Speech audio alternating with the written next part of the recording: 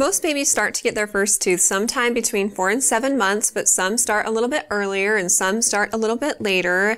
And the signs of teething usually include excessive drooling, the desire to chew on everything because that added pressure actually alleviates the pain, and sometimes mild irritability or a low-grade fever. However, if your baby has a temperature that's 100.4 degrees Fahrenheit or higher, your baby's excessively fussy, has diarrhea, or other symptoms that are concerning to you, call your pediatrician, because a lot of parents see these symptoms in their children, write them off as being related to teething, and then actually treatment for many medical conditions is delayed because of this. If you're pretty sure that it's just teething, then there are a few things that you can do to help your baby through it. One thing that helps a lot is just massaging their gums. So wash your hands well, trim your fingernails, and then just rub the red swollen areas on their gums that you can see.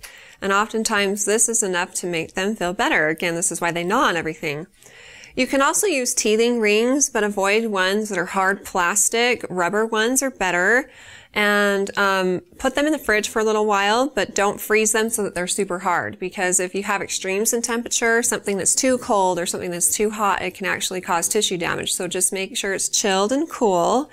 And then you can also use over-the-counter pain relievers. And so talk with your pediatrician about what would be most appropriate for your baby, and they'll be able to tell you what kind and how much and what schedule you should keep your baby on while they're having pain from teething.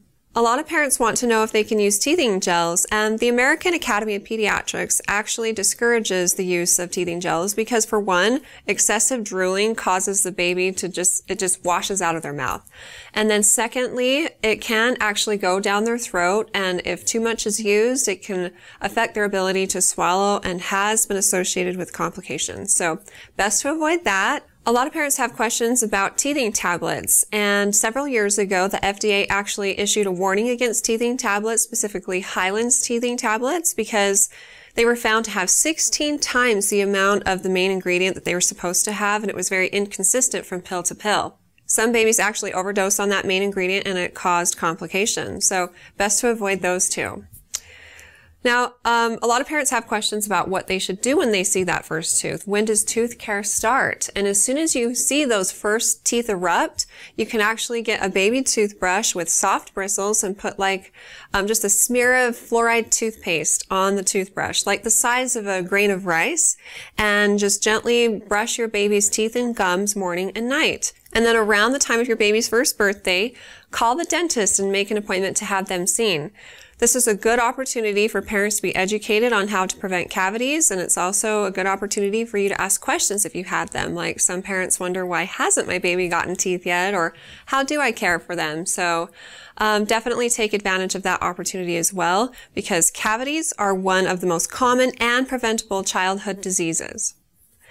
If you have any questions for me in the future, please feel free to ask them on our Facebook page at facebook.com/Intermountain Moms, and recommend us to your friends and family too.